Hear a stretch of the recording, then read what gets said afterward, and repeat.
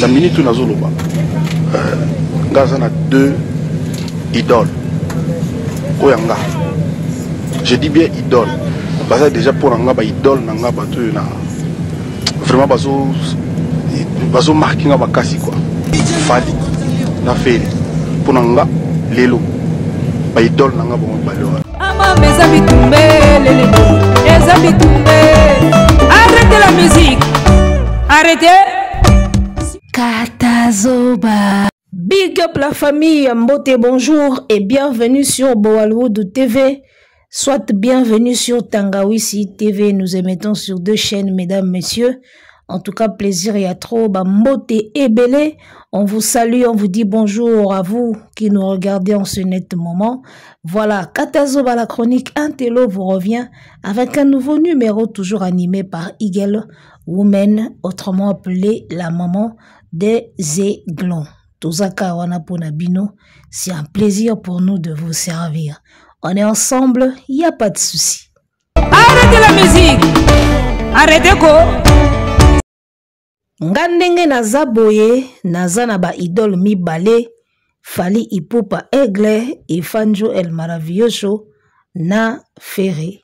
Ba artiste mibale oyo, vena biso songa mbeli, alobi ki pona ye bangonde baza ba idole na ye. Alors, ils ont une émission à Kala, face B, il y avait un abisso pour les Kendi. On le salue. Émission nae face B. Au cours de cette émission, Venabiso Songa Mbeli a avoué que les 2 musiciens, Oyo, y a commis ça bango ba idole, bango wana. Alors, kozala na idole, ezala nango, ezala nango pe mabete.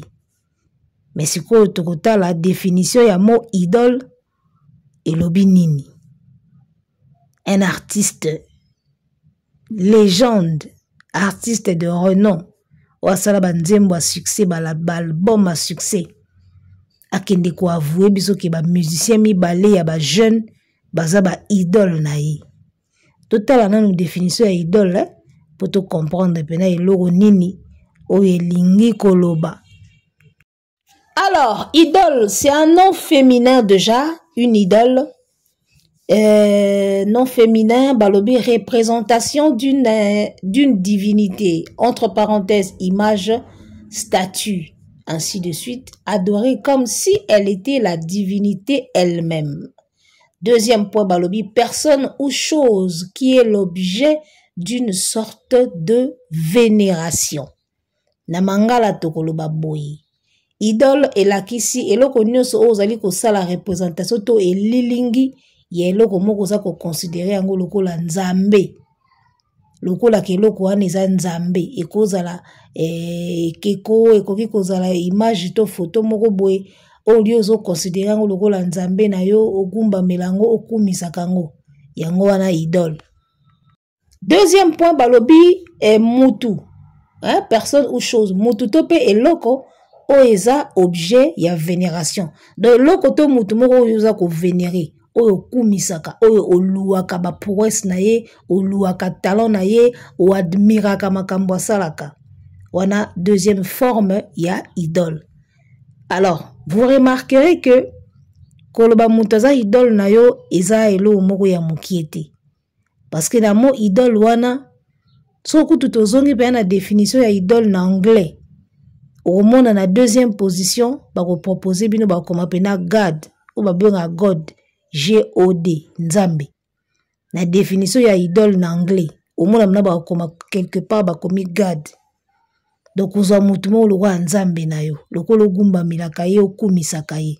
Idole yango wana. Ko idole mu ko idole mutu zalaka ko comme ça mutu idole na yo. Oyo Nzambe apekisa na Bible ba adorer batu mususu teka yi ba idole. Mais na figure oyo na français et dans lango figure moko pona olobaka ke mutu moko oyo aza ko susciter admiration na yo mingi oyo yo mona kaye vraiment ki aza wow quoi eza na sens wana. Alors bota la grandeur ya moana idole par sa définition.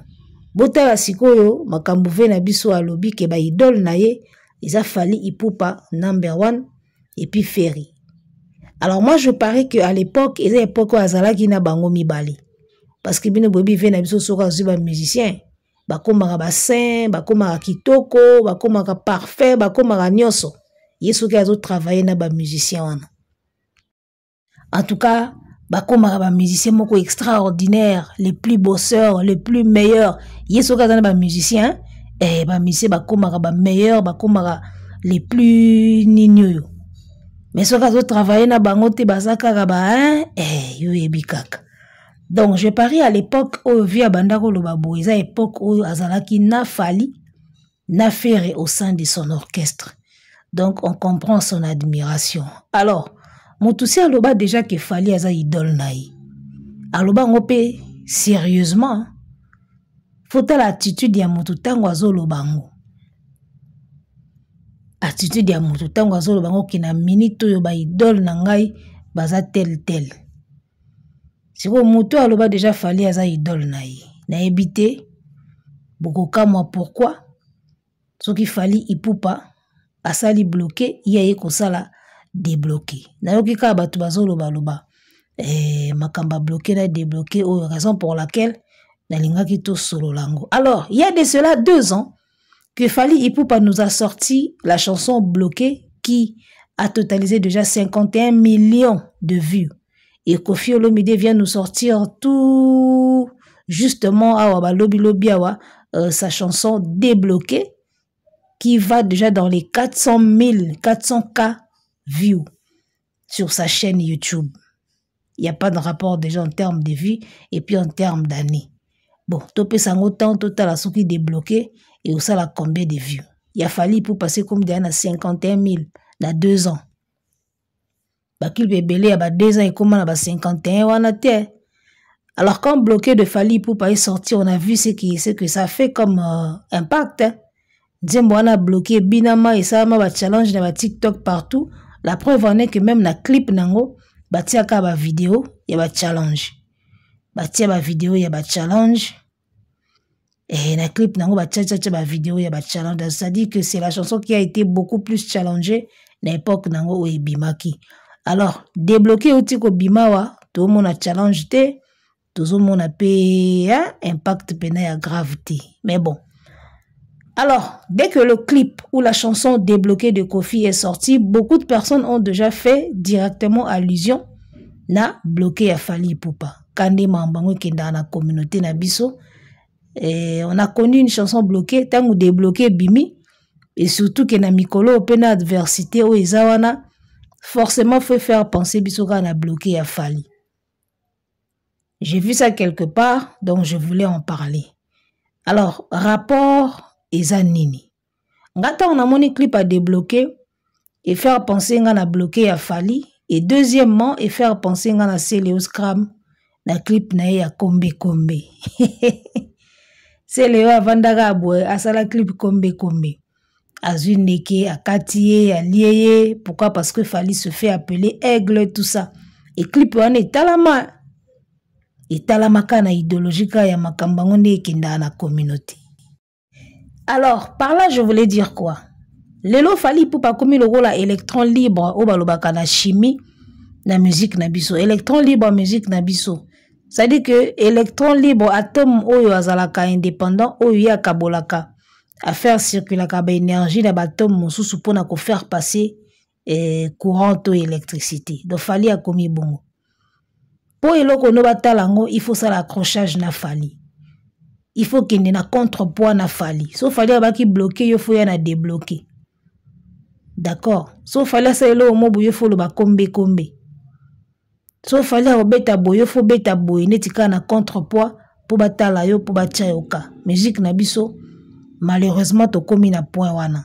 Alors qu'on a vécu ba belle époque où ezaki ke mutu na mutu sa mamni na ko na ye sans calculer l'autre. Et puis ba album mezo simba. Ba jeton ezalaki. Petit frère solo la bien, toko solo la nini. Ba jeton ezalaki.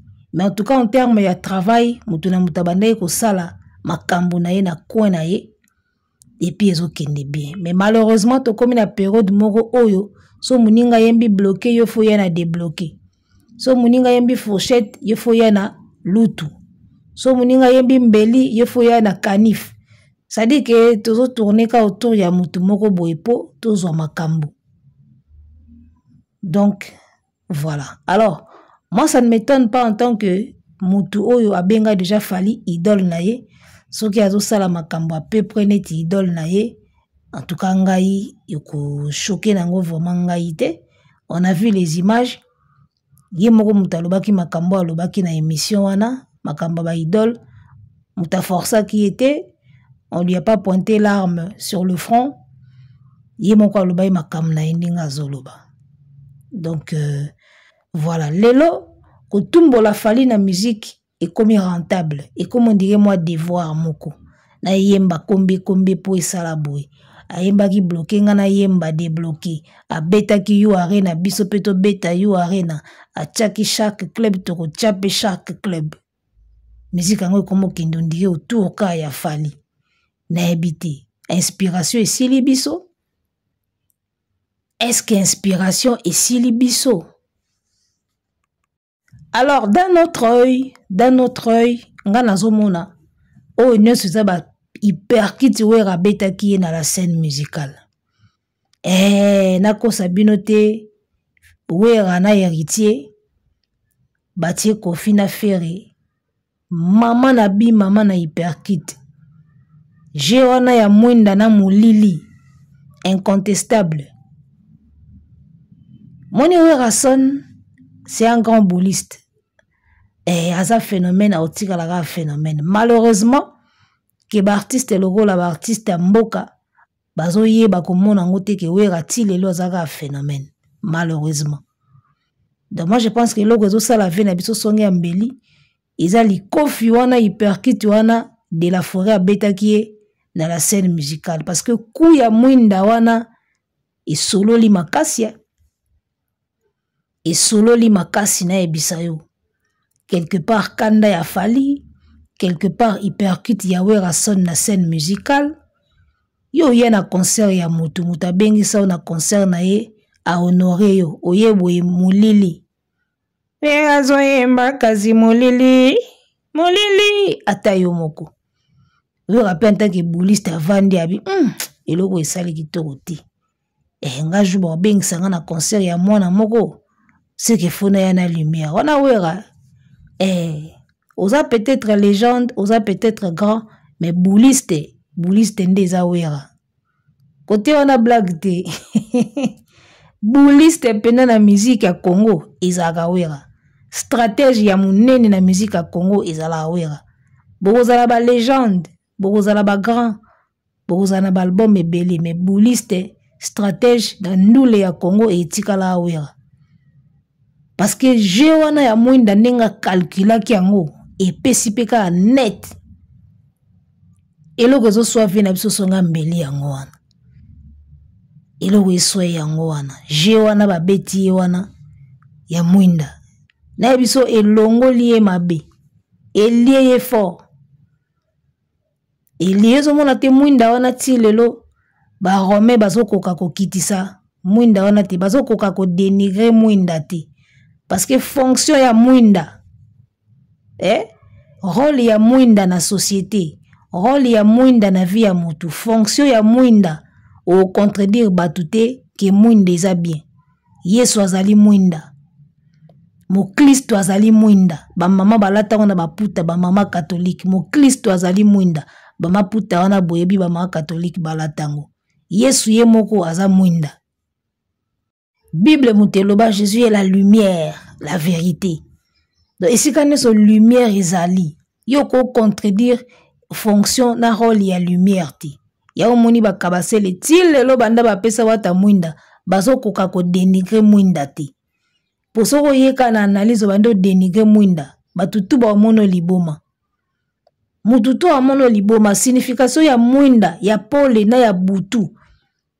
Même la Bible, makambu nyonso côté nyonso balobelaka makamba bien ezalaka lumière. Faut quitter le ténèbre, la lumière. On n'aime pas les ténèbres, on aime la lumière. Lumière, eza aimé na batutu, eza apprécié na batutu. Mulili nde ezalaka désapprécié. Donc ti lelo ba osa ba analyse dans tala bango, ata mutu moko azokoka ko dénigrer mwinda te. C'est tellement symbolique, tellement fort ce symbole Yawera. Ya mwinda na scène musicale. Ba fiti ba ko kitisa ngote. Image wana eza tellement fort et sola makasi. Ya mwinda. Bino tuso kwa ya watande boganga na mikolo boganga. Osakana na mwinda. Bazo koka ko dénigrer acte wana Yawera te asalaki na mwinda. O dénigrer mwinda ndeni. Ekomika soki Wera son apesaki mwinda seka remarqué que azana mulili. Bon, azana mulili kasi, mais azui siko mwinda. Na o batiki na kati ya mulili. Vous préférez quoi? Héritier azaki na mulili, soi-disant. Il paraît qu'azaki na mulili tondimi. Siko ba yeli déjà mwinda. Mulili esilit. Siko yo azaki na mulili ba yepena na mulili na scène. Ba yemiso pena ke oyemba me mulili. Ba beleli yo pena mulili. Donc zaki na ona mulili ba bakiselo sou mulili. O préféré nini? O mona ke ba argument na bango zo tenir kate. Tala y a des gestes o so ba poser ngo o zanga moyen o kitisa ngo. Y a des gestes comme ça qu'on pose o zangi moyen ya ko critiquer ngo. Ato critiquer makasi. O zangi ndinga o critiquer ngo. Ya mwinda. Rôle ya mwinda, fonction ya mwinda na ndaku. Na mboka. Nani yango alelaka mwinda te? Mwinda, gouvernement tolelaka mwinda. Ba mwinde kufi na nzela, mwinda. Chauffeur azana besoin mwinda, ba phare, pour éclairer na butu. Tuyo ya oboya, force ya mwinda ndenge nini. Bozangi moya okitisa ngo, héritier aza chanceux. Héritier aza maman na chanceux. Siko bino petang bobeta ba concert fo bosala lelo moko bolongo lelo ko wana ya mwinda. Mais elo nini siko bosala? Ngasko na raisonner elo nini bosala oyo kolongo la fonction ya mwinda. Pour mwinda pena donc très significatif.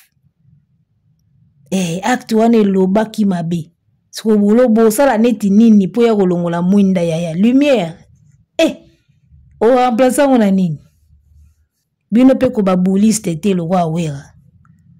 La musique na biso Wera le seul bouliste ye wana. Bino ko ba bouliste te elo ni bosala. Elia bino ya geste na mwinda. Ti lelo bozaka na 10-0. Mwinda wana kaka. Elia bino mabe. Foboluka bolongo lango. Donc voilà, il percute yo Wera sona beti kofi pona mwinda. Mulili na mwinda mbala moko. Batu basali parallélisme nango. Donc moi je pense que ça parmi babiloko o ekotivier et ça la pe vie moi passi. Fa lukasko nde moko longo lango. Yango bozo mona ba débloquer zo bima, yango zo mona ba yo yembi mwinda me o memeli batu mulili. Muto atikali ko yemba mwinda te ayeli mutu mwinda na scène. Et puis mwinda ngomba mo ekangi masolo. Faut regarder la forêt, faut ça elo abongo.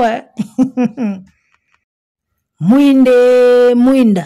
Faut regarder la forêt pour bouler le mo ya bongo. Apesika mwinda fin cop elo ekangi masolo yango wana. Partika ya mwinda wana ebomi tout. Donc voilà. Alors, na remarqué attitude ya vie na biso songa mbeli et pas ba chroniqueur moko ba kende ko poser ba question na ministère de culture na Kinshasa sur ba tete la ezala wana. Et sexy nga bena beta na lisolo. Na biso ve la biso a mystique. Sikoyo koko promo musala zwa ya kritikaka batu na internet. Lui a critiqué tout le monde. Donc batutu basala misala bien te yeka mutasala bien. Au moni sikoyo. En tout cas, moi j'ai pas aimé cette attitude là. En tant que légende, attitude wana zaki nango envers ba journaliste. Ozomona pena zaki na attitude moko ya dédain. Ya ko dénigrer bango. Contrairement ya vie na biso waze quoi. Azaki calme, poli, azo répondre bango bien. Vie na biso quoi yaki pa na attitude moko ke sachant que bana bango bato anzala bolimbisanga le expression, sachant que baba journaliste moko boya kwanga na nini abia na osakana na bango parce que ya pesaka bato. Koko promo prochainement tango zo tinda batu bakende ko interviewer Kofi foye ba batu akotinda ve wana apesa ka batu, tu vois. Na biso Mathieu Bonchena mwana mayo ba kwe libère ya osakana te pa Kofi. Vie wana pezaka bato so bo tindele ba chroniqueur batia ye micro. Il faut boye ba bata kotinda. Omoni apezaka bato fort so koza esprit te. Vous comprenez? Aro malmené yo. Talaka jeu à sala journaliste ya Univers Télévision. Univers Télévision Kofi Olomide jeu à sala na plateau wana na ebizo me akenda na jo wana mabe. Do wana ba jeu na es ko so tindele bato faut tinda bato esprit. Chroniqueur au mutu ezo sala français a bien et puis aza esprit. Vous comprenez? Pourtant on se poser liboso na ye faut ba ndengo hôtel manano faut ba non ndengo se poser ndenge ko aborder ba question. Do ya mutu mo faut okina e maele. Asala ka batu tout ba jeu oyo même ba nati lokole bazo ba jeu oyo. Tiko yozo tindele bimbana mbanda mo boye asakani na bango mabe. Toi qui as toujours critiqué les autres chroniqueurs, basala misala bien te na YouTube, yoka muto sala bien, engagez pe ba chroniqueur au barosa la poids devant Kofi prochainement. Parce que si vous êtes un chroniqueur devant un artiste comme Kofi Olomide, il faut y armer. Il faut que déjà journaliste chroniqueur plutôt chroniqueur a posé question par Kofi déjà zo lenga. Kofi sent déjà que moto au banganga a malmené au tendeni. Viens on a pesa bato. Soit senti cause esprit a oye bandinga au dosé. Soit senti que wa yuma a okeno na ki yuma. Faut oye bandinga okenae. A respecter bata maeli. Soit senti que place au maeli zate. Ozo banga oza pere a osakana no ndinga sakani no wana. Journaliste déjà ont posé question yemo déjà a olenga na Kofi. Et puis en vrai question on a au Kofi le ba qui na sens te question on a peine za qui na sens te ya solo. Question on a qui na sens te yo en tant qu'ambassadeur et moi appui na yo moi un mot na yo et ko sala ni par rapport à nini. Un mot na yo appui na yo par rapport ya nini. A dénigrer ba chroniqueur mabe. Question nous en sens te. Boye ba question ko tuna batu. Bo se documentaka pe moi mingi boye ba pe makam mingi. Mutu mususu moni ke artiste wana zala moi compliqué. Oyo kendeni na ba question moko boye. Obimene na ntana moi atmosphère moko boye mususu moi univers moko boye. Tanga omona akina ngana univers wana se kaza quand même moi mutu ezo sala. Akoki kozala na moi respect pona yo. Mais ndenge pena bokenda ina ye wana ba question ka polémique. Ba question ka terre à terre, yé pas linga bongo. Alambi bino pena lo wa koko. Na geli bana mai mawa, mais bon, c'est la vie, courage. Oh, siko Sony ya chaîne. Sony ya chaîne siko ya koko promo mukolo chaîne wana na ba chroniqueur na ye. Pour moto pena ba bi na ye question na yo dans sens te, ya pena moto azaka na chaîne ya koko promo. Yé mouta critique à tout le monde. Il critique tout le monde d'internet. Pour naye, personne ne fait du bon boulot na YouTube kaye na batunaye. Au monisiko, humiliation aux journalistes n'a vu devant Kofi. Hein? Il n'a pas la taille. Au mon humiliation a zui. Oh, siko ete ayo. Et qui dit si siko chaîne na ebisa ona ninga osakalati.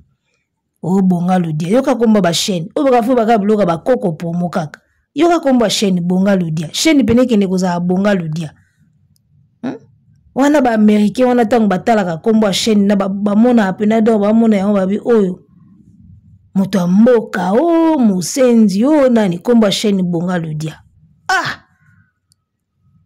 ya wana Kofi pe apesi bino bo bonga ludia question na yeza na sens te tala eloko esekisi ngai na tala kaona butu lobi na soa na seki butu mobimba ti na tongo na oseka kaka question na eza na sens te wana siko koko pomo place azalaki mai na mafuta ekiti ye yaka siko ko défendre journaliste na yo tozozela yo parce que yo ndenge okendaka na makambo yo mona rondé yo muto maîtriser journalisme yo muto salango yo muto sala chronique o maîtriser chronique yaka siko défendre mamweleka ye wana toyoka yo totala ba argument ko pesa arrêtez la musique. arrêté ko